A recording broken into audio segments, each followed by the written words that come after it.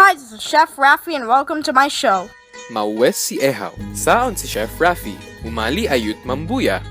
Today, I'm going to teach you how to make a delicious Filipino dessert called Bukayo balls. We will film this video on Isinay.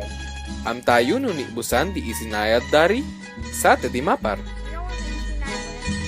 Manlutuwa besan si Mamis ang dulce ni Bus Pilipinas. Ngaronan mitet Bukayo balls. These are the ingredients. Sa terire kadawar an maanap. Mahanun lutuwon ten Bukayo. That's so easy to cook. You can buy frozen or dry coconut. Let's start cooking. You don't have to do this, but for flavor, I will fry some of the coconut. This is what the Indians do to enhance the flavor. This is well toasted.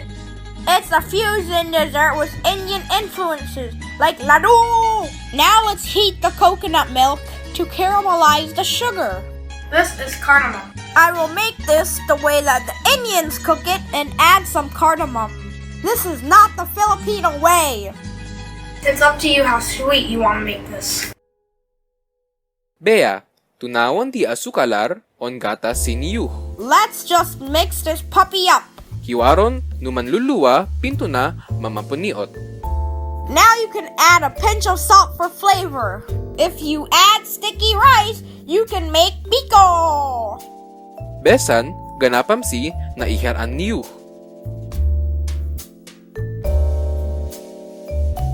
Doesn't that smell good? It's getting thicker and thicker. So easy. Abolean ang tumungnin on sumulit. Besan, mulumuwon si na mumuluwu.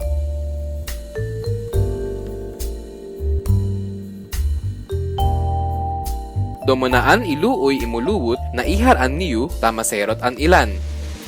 It's up to you if you would like to roll them in coconut. Just roll them so they're cute. Domonamot an anon. Mamis podda. So delicious.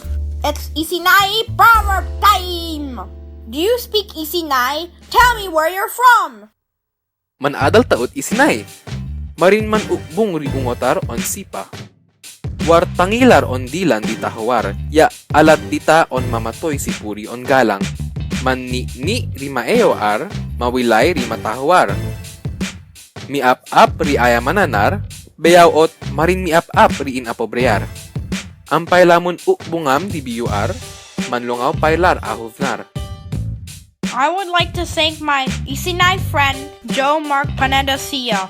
You better come see me again. Ilana pay si site uar, chefrafi.com.